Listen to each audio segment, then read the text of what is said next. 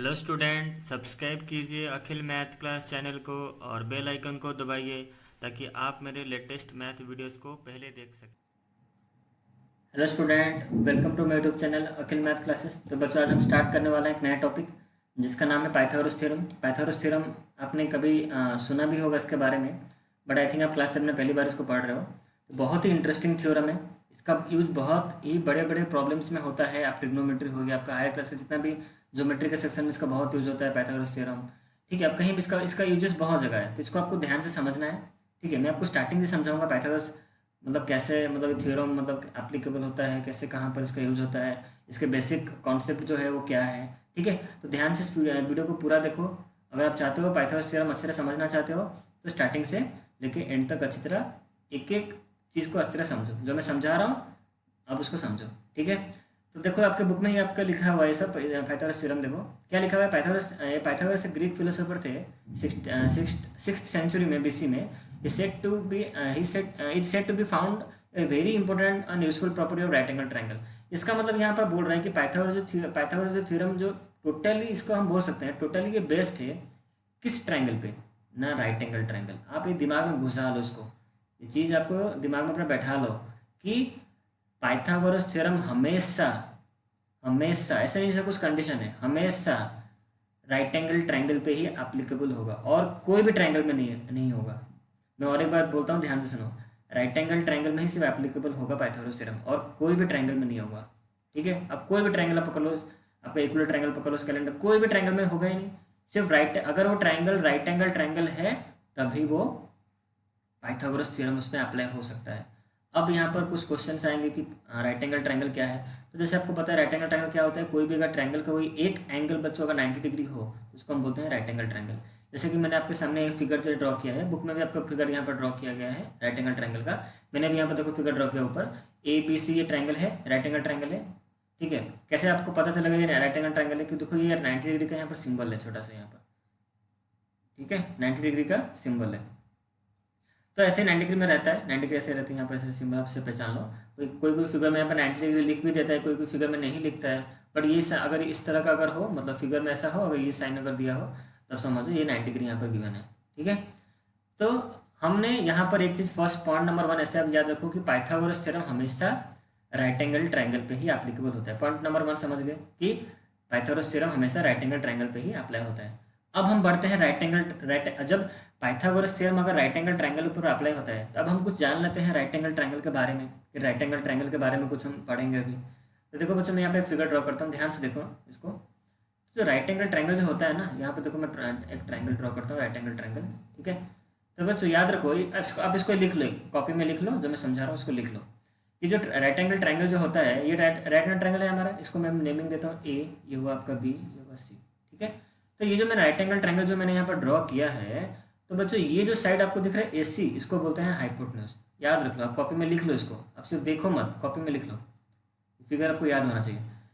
ये जो साइड आपको दिख रहा है AC, जो मतलब स्लैंट हाइट पे है, स्लैंटिंग है, मतलब ऐसा सीढ़ी, जिसमें आप सीढ़ी पकड़ लो, तो स्लैंट हाइट किसको बोलते हैं, मतलब स्लैंट हाइट, स्लोप की तरह बोल सकते हो। स्लोप जो बच्चे खेलते नहीं है पार्क में, जो खसकते हैं उस पर, वही सब उसको कंसिडर कर लो।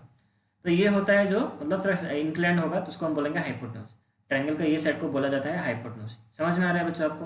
अच्छा, BC जो नीचे है उसको बोलते हैं बेस। याद रखो, नीचे है ना वो बेस, उसको बोलते हैं। और जो AB है उसको हम बच्चों बोलेंगे परपेंडिकुलर, इसको परपेंडिकुलर बोलेंगे। याद रखो, जो भी मैं लिखता हूँ उसको लिख लो यहाँ पर, परपेंडिकुलर। ठीक है, इसको कहा जाता है परपेंडिकुलर। अब हाइपोटेन्यूज को इतना लंबा इसका मतलब स्पेलिंग, इतना लंबा कौन लिखेगा? इसके लिए शॉर्टकट में लिखते हैं, कैपिटल H भी लिखते हैं बहुत लोग और स्मॉल h भी लिखते हैं। और यहाँ पर बेस को आप कैपिटल B भी दे सकते हो या फिर स्मॉल b भी दे सकते हो। परपेंडिकुलर का आप कैपिटल P, इसका तो स्मॉल सिर्फ छोटा सा p होगा, और क्या। समझ में आ गया? तो कैसे इसको मतलब एक सिंबल से भी आप डिनोट कर सकते हो। ठीक है, तो अब हम बढ़ते हैं नेक्स्ट कॉन्सेप्ट पे। तो आपको समझ में आ गया कि राइट एंगल ट्रायंगल में ही जो आपका मतलब पाइथागोरस थ्योरम अप्लाई होता है। और राइट एंगल ट्रायंगल के बारे में हमने पढ़ा, किसे मतलब हाइपोटेन्यूज कहते हैं, किसे परपेंडिकुलर कहते हैं और किसे बेस कहते हैं। हमेशा एक चीज़ याद रखो बच्चों, 90 डिग्री जो मतलब बच्चों ये जो फिगर मैंने ट्रायंगल का जो फिगर मैंने ड्रॉ किया है, अगर किसी बच्चे को हाइपोटेन्यूज खोजने में दिक्कत हो रहा है, कोई हाइपोटेन्यूज पहचान नहीं पा रहा है ट्रायंगल का हाइपोटेन्यूज कहाँ पर है, तो हमेशा याद रखो बच्चों, 90 डिग्री जो आपको दिख रहा है ना, 90 डिग्री के जो 90 डिग्री जो एंगल है उसके ऑपोजिट में जो साइड होगा, मतलब 90 डिग्री एंगल के ऑपोजिट में जो साइड होगा वही क्या होगा, हाइपोटेन्यूज होगा। देखो यहाँ पर 90 डिग्री के ऑपोजिट में कौन सा साइड है, मैं अगर पूछूँ 90 डिग्री के ऑपोजिट में कौन सा साइड है, तो आप बोलोगे AC, तो AC होगा आपका हाइपोटेन्यूज। आप ऐसे भी हाइपोटेन्यूज को पहचान सकते हो। समझ में आ गया ये कॉन्सेप्ट? अच्छा, और हाइपोटेन्यूज जो होगा, हाइपोटेन्यूज ये आपको मिल गया, ये अगर AC अगर हाइपोटेन्यूज हुआ, ठीक है, तो परपेंडिकुलर कैसा होगा, 90 डिग्री से यहाँ पर नीचे होगा, जो यहाँ पर लगा होगा 90 डिग्री से जो साइड जो यहाँ पर नीचे गया होगा उसको बेस बोलेंगे, और जो सीधा गया होगा उसको हम बोलेंगे परपेंडिकुलर। ठीक है, तब हम बढ़ते हैं नेक्स्ट। अब हम बढ़ते हैं एक्चुअल जो थ्योरम है। तो एक्चुअली पाइथागोरस थ्योरम है क्या? देखो मैं यहाँ पर लिखता हूँ, आप यहाँ से समझो। पाइथागोरस जो थ्योरम है ना बच्चों, वो है क्या एक्चुअली, उसको हम समझते हैं। अब हम पाइथागोरस थ्योरम पे आते हैं। क्या है पाइथागोरस थ्योरम? जैसे हमें पता है कि पाइथागोरस थ्योरम आपका कहाँ पर अप्लाई होता है, ध्यान से देखो, मैं यहाँ पर कर रहा हूँ फिगर। पाइथागोरस थ्योरम हमारा कहाँ अप्लाई होता है, राइट एंगल ट्रायंगल पे अप्लाई होता है। यहाँ पर ये आपका A, ये हो गया आपका B, ये हो गया C। जैसे हमें पता है ये क्या है, H मैंने हाइपोटेन्यूज, ये हाइपोटेन्यूज, ये हो गया आपका P मतलब परपेंडिकुलर, ये हो गया B मतलब बेस। ठीक है, तो पाइथागोरस थ्योरम का एक फॉर्मूला है, फॉर्मूला ये है थ्योरम का फॉर्मूला।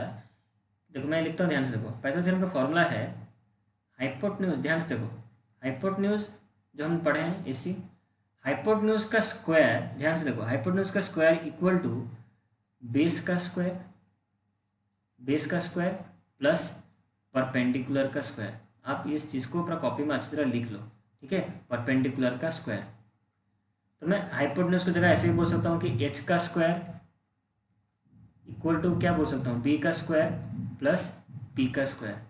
अब ये चीज़ याद रख लो कि पाइथागोरस थ्योरम इसी को कहा जाता है, hypotenuse square equal to base square plus perpendicular square. आप इसको ऊपर कॉपी में अच्छी तरह लिख लो, यही आपका थ्योरम है। तो ये जो थ्योरम है बच्चों, उसको मैं सिंबलिक वे में ऐसे लिख सकता हूँ, H square equal to B square plus P square, या फिर मैं उसका साइड से भी लिख सकता हूँ। हाइपोटेन्यूज का साइड क्या है, AC। मैं ऐसे भी बच्चों लिख सकता हूँ पाइथागोरस थ्योरम को कि AC स्क्वायर इक्वल टू क्या लिख सकता हूँ मैं, AC square equal to BC का स्क्वायर प्लस AB का स्क्वायर। ऐसे भी मैं उसको रिप्रेजेंट कर सकता हूँ। देखो बच्चों, आप इसको वर्डिंग में भी ऐसे लिख सकते हो, या फिर आप सिंबलिक वे में उसको लिख सकते हो, या फिर आपको साइड का नेमिंग करके भी आप पाइथागोरस थ्योरम को रिप्रेजेंट कर सकते हो। बट थ्योरम चेंज नहीं होगा, थ्योरम वही रहेगा कि हाइपोटेन्यूज का स्क्वायर इक्वल टू बेस का स्क्वायर प्लस परपेंडिकुलर का स्क्वायर। अब यहाँ पर एक क्वेश्चन आता है कि इसका जरूरत क्या है, पाइथागोरस थ्योरम का जरूरत कहाँ पर पड़ेगा, किस जगह पे पाइथागोरस थ्योरम का एप्लीकेशन होगा। अब ध्यान से समझो इस चीज़ को, इसका एप्लीकेशन मैं आपको बताता हूँ किस जगह पे आपको पाइथागोरस थ्योरम की जरूरत पड़ेगी। मैं आपको एग्जाम्पल एक छोटा सा देता हूँ, आप समझ जाओगे यहाँ से। ठीक है बच्चों, मैंने यहाँ पे एक ट्रायंगल ड्रॉ किया, ठीक है, ध्यान से समझो। अगर इस चीज़ को समझ गया ना तो आपका पाइथागोरस थ्योरम में कोई दिक्कत नहीं होगा। मैंने बच्चों यहाँ पे एक ट्रायंगल ड्रॉ किया, ABC, मैंने इसका नाम दे दिया। ठीक है, चलो अब इसको हम डीपली समझते हैं, इसका एप्लीकेशन क्या है। पाइथागोरस थ्योरम के बारे में तो हम बहुत कुछ अब पता चल गया हमें। अब इसका हम अप्लाई कहाँ पर करेंगे, किस जगह पे इसका एप्लीकेशन है इसका, इसको हम समझेंगे। ठीक है, चलो जैसे बच्चों मैंने यहाँ पर फिगर ड्रॉ कर लिया। अब मैं यहाँ पर कुछ साइड के मेजरमेंट दूंगा। ठीक है, देखो मैं यहाँ पर इसका मेजरमेंट देता हूँ। सपोज इसका मेजरमेंट हो गया 4 सेंटीमीटर, AB हुआ 4 सेंटीमीटर। ठीक है, अब मैं यहाँ पर BC का मेजरमेंट देता हूँ। ठीक है, BC का मेजरमेंट यहाँ पर मैं देता हूँ 3 सेंटीमीटर। अच्छा, क्वेश्चन ये आएगा कि बताओ AC कितना है, AC का मेजरमेंट कितना होगा। देखो मैं यहाँ पर क्वेश्चन मार्क दिया हूँ कि AC का मेजरमेंट बताओ कितना होगा। क्वेश्चन में आपको ये गिवन होगा, एक ट्राइंगल है, राइट एंगल ट्राइंगल, सॉरी यहाँ पर देना भूल गया, राइट एंगल ट्राइंगल है ABC। इसका AB का मेजरमेंट गिवन है कितना, 4 सेंटीमीटर। ठीक है, और BC का मेजरमेंट कितना गिवन है, 3 सेंटीमीटर गिवन है। ठीक है, और AC का मेजरमेंट बच्चों हमें से वो पूछ रहा है, फाइंड AC। देखो फाइंड बोल रहा है AC को निकालो।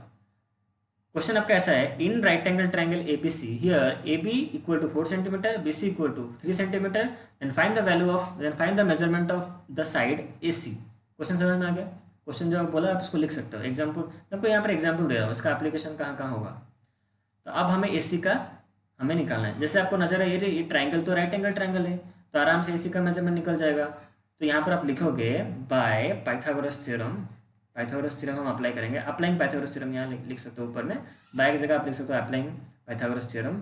हम पाइथागोरस थ्योरम अप्लाई कर रहे हैं, पाइथागोरस थ्योरम। आपको ये चीज़ लिखना पड़ेगा, तो भूल हो जाएगा। आपको यहाँ पर हेडिंग देना पड़ेगा, by Pythagoras theorem we know that. हम पाइथागोरस थ्योरम जानते हैं, क्या जानते हैं ना, हाइपोटेन्यूज का स्क्वायर। देखो मैं यहाँ पर लिख देता हूँ, पूरा थ्योरम लिख देता हूँ ताकि आपको समझने में कोई भी दिक्कत ना हो। देखो तो बाय पाइथागोरस थ्योरम या फिर applying Pythagoras theorem we know that ना हाइपोटेन्यूज स्क्वायर इक्वल टू, हम क्या पता है, hypotenuse square equal to base का स्क्वायर प्लस परपेंडिकुलर का स्क्वायर,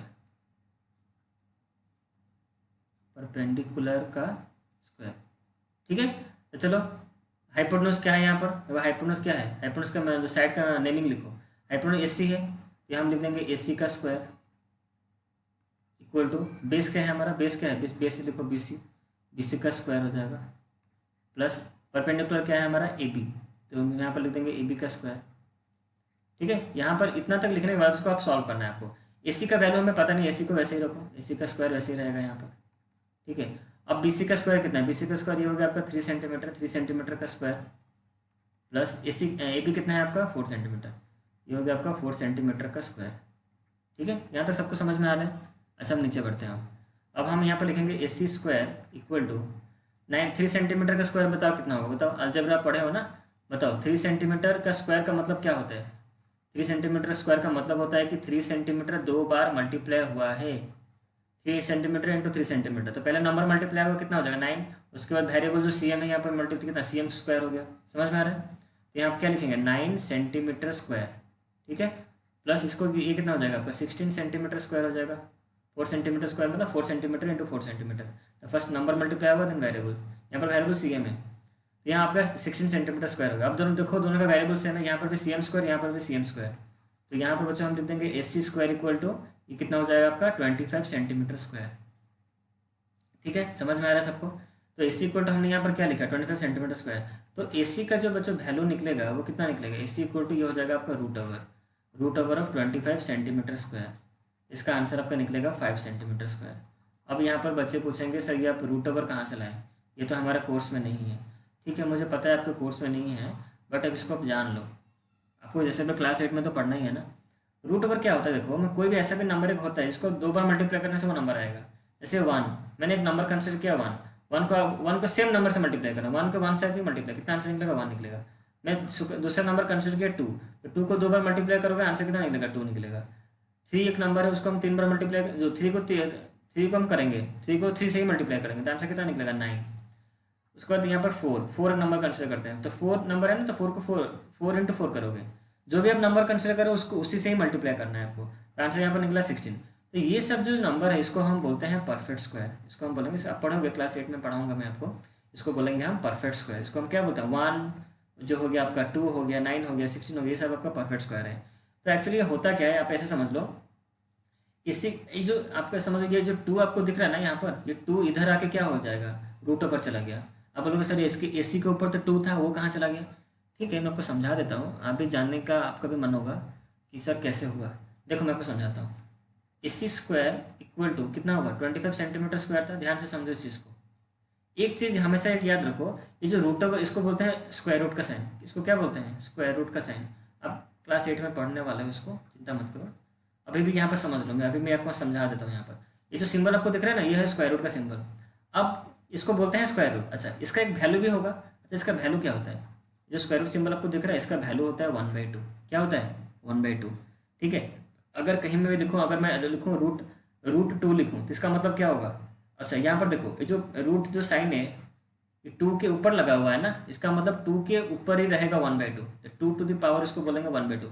आप तो एक्सपोनेंट पढ़े हो आपको पता ही है, तो रूट के ऊपर है ना, रूट देखो रूट जो साइन है 2 के ऊपर चढ़ के गया है, इसका मतलब जो रूट का जो वैल्यू क्या है हम पढ़े यहाँ पर, रूट का वैल्यू कितना है 1/2, तो 1/2 जो रहेगा वो पावर पे रहेगा, हमेशा याद रखो, ठीक है।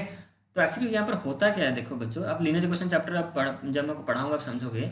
LHS यहाँ पर मैं लिखता हूँ RHS, ठीक है। जब भी कोई साइन LHS में प्लस होता है, जब RHS की तरफ जाता है वो माइनस हो जाता है, माइनस होने से वो प्लस हो जाता है, इंटू होने से वो क्या हो जाता है डिवीजन हो जाता है, उसी तरह डिवाइड होने से वो क्या हो जाता है इंटू हो जाता है बच्चों। अच्छा उसी तरह अगर बच्चों यहाँ पर अगर पावर LHS में अगर पावर 2 हो, स्क्वायर रूट हो, जो स्क्वायर हो पावर 2 मतलब स्क्वायर हो, तो बच्चों जब वो RHS की तरफ जाएगा तो वो क्या हो जाएगा, वो स्क्वायर रूट में कन्वर्ट हो जाएगा। किस में कन्वर्ट हो जाएगा, स्क्वायर रूट में कन्वर्ट हो जाएगा, ठीक है। कहने का मतलब अगर यहाँ पर पावर 2 है तो यहाँ पर स्क्वायर रूट में, इधर अगर RHS की तरफ आएगा तो वो स्क्वायर रूट में कन्वर्ट हो जाएगा। जैसे एग्जाम्पल देखो, यहाँ पर एक्स स्क्वायर इक्वल टू, मैं यहाँ पर लिखा, सपोज मैंने 2 लिखा, तो मैं अगर बोलूँ एक्स का वैल्यू कैसे निकलेगा, मुझे एक्स का वैल्यू निकालना है, तो मुझे वह ऊपर से एक्स के ऊपर जो 2 है ना, उसको वहाँ से हटाना है। तो ये 2 हटा, ये जो इसको मैं हटाऊंगा, ये पावर है, ये पावर 2 है, तो पावर 2 जब LHS से RHS की तरफ जाएगा तो ये क्या हो जाएगा, ये स्क्वायर रूट हो जाएगा। मतलब कहने का मतलब ये 2, ये समझ ये 2 था, ये पावर यहाँ पर 2 था, 2 जब RHS की तरफ गया तो ये 2 किस में कन्वर्ट हो गया, 1/2 में कन्वर्ट हो गया। दैट इज 1/2 मतलब क्या, स्क्वायर रूट में कन्वर्ट हो गया। समझ में आ रहा है? ठीक है। अब इसको ऐसा बोल सकते हो कि यहाँ पर पावर क्या था, 2 था, 2 था मतलब क्या, 2/1 था, इधर गया तो वो रेसिप्रोकल हो गया। कहने का मतलब यहाँ पर पावर 2 था, जब इधर चला गया तो ये जो 2 था, 2 का मतलब क्या, 2/1 है, तो इधर आ जाएगा तो क्या हो जाएगा, 1/2 हो जाएगा पावर। समझ में आ गया? यहाँ पर पावर क्या था, 2/1 था, इधर आ जाएगा तो पावर क्या हो जाएगा, रेसिप्रोकल हो जाएगा, 1/2 हो जाएगा। समझ में आ गया? ये मैं आपको क्लास 8 का कॉन्सेप्ट समझा दिया। ठीक है। तो उसी तरह हमारा यहाँ पर AC स्क्वायर का जो वैल्यू निकला था वो कितना निकला था, 25 निकला था। ठीक है। तो जैसे मैं AC का वैल्यू निकाला, तो जो यहाँ पर 2 था ना, तो जैसे यहाँ पर उधर गया तो ये क्या हो जाएगा, ये यहाँ पर क्या था, 2 था, 2 मतलब क्या, 2/1, तो 2/1 जब इधर LHS से RHS की तरफ आएगा तो रेसिप्रोकल हो जाएगा, क्या हो जाएगा, 1/2 हो जाएगा पावर। तब इसको जब हम सॉल्व करना सीखे हैं, हम एक्सपोनेंट चैप्टर हम पढ़ चुके हैं। तो 25 को बच्चों में लिख सकता हूँ 5 का स्क्वायर। ठीक है, 5 का स्क्वायर लिख सकता हूँ कि नहीं बताओ, 25 को हम लिख सकते हैं 5 का स्क्वायर। ठीक है। अच्छा, तो उसके बाद पावर कितना था, 2 था हमारा, वो जो सॉरी 1/2 था हमारा। तो अब देखो पावर के ऊपर पावर है तो पावर क्या हो जाएगा आपका, पावर इंटू हो जाएगा, तो 2 × 1/2। आप ये सब एक्सपेरिमेंट में पढ़े हो। तो 2 देखो कैंसिल हो गया, तो आंसर आपका कितना रहा, 5 रहा कि नहीं। तो यहाँ पर AC इक्वल टू कितना हो गया आपका, 5। ये मैं आपको स्टैंडर्ड क्लास 8 का यहाँ पर कॉन्सेप्ट आपको समझा दिया। वैसे भी आप इसको पढ़ने वाले हो, आपके बुक में पता है क्या क्या है, आपके बुक में और एक मेथड किया है, बट मैं चाहता हूँ एक्चुअल मेथड आप सीखो। आपका बुक का मेथड मत सीखो, ये है एक्चुअल मेथड। ठीक है। अच्छा, उसी तरह और एक एग्जाम्पल यहाँ पर हम लेते हैं। देखो आपके बुक में जितने ही होगा ना, आप चिंता मत करो, सब हमेशा वो परफेक्ट स्क्वायर ही होगा। ठीक है। हमेशा ऐसा कोई नहीं होगा कि वो परफेक्ट स्क्वायर नहीं होगा। तो परफेक्ट स्क्वायर कौन कौन से नंबर हमारा परफेक्ट स्क्वायर है, 1 है, 4 होगा, उसके बाद क्या होगा, 9 होगा, उसके बाद 16 होगा। ये सब आपके क्या है, परफेक्ट स्क्वायर नंबर है। 25 होगा। अब बोलोगे सर इनके बीच में जो नंबर आते हैं क्या क्या आएगा, 2 3 जो आएगा, इन दोनों के बीच में जो नंबर आएंगे क्या आएगा, 5 6 7 8। बच्चों ये सब परफेक्ट स्क्वायर नहीं है। ठीक है, परफेक्ट स्क्वायर नहीं है। सिर्फ 1 4 9 16 25, उसके बाद आपका नेक्स्ट आएगा आपका 36 आएगा, ये सब परफेक्ट स्क्वायर है। क्योंकि 1 को 1 × 1 लिख सकते हैं हम, 2 को क्या लिख सकते हैं, 2 × 2, इसको क्या लिख सकते हैं, 3 × 3, इसको हम क्या लिखेंगे, 4 × 4, इसको हम क्या लिखेंगे, 5 × 5, इसको हम लिखेंगे 6 × 6। ये सब जो 1 के बाद 2 2, ये सब नंबर 1 4 9 16 25 ये सब परफेक्ट स्क्वायर है। तो आपके बुक में से परफेक्ट स्क्वायर ही गिवन करेगा, उससे अलग नहीं देगा वो। ठीक है। जब हायर क्लास में पढ़ोगे तो और मैं आपको बताऊंगा, सिखाऊंगा कैसे होता है। ठीक है। तो इस वीडियो में इतना ही। आई थिंक आपको समझ में आ गया होगा कि आपको कैसे मतलब पढ़ना है इसको, मतलब कैसे समझना है। पाइथागोरस थ्योरम आपको बेसिक नॉलेज हो गया। नेक्स्ट वीडियो में मैं आपको कन्वर्स थ्योरम एक बता दूंगा, आपको कन्वर्स थ्योरम मतलब कैसे करना है। ठीक है। और भी 1 2 एग्जाम्पल दे दूंगा, बस आप समझ जाओगे। तो इस वीडियो में इतना ही।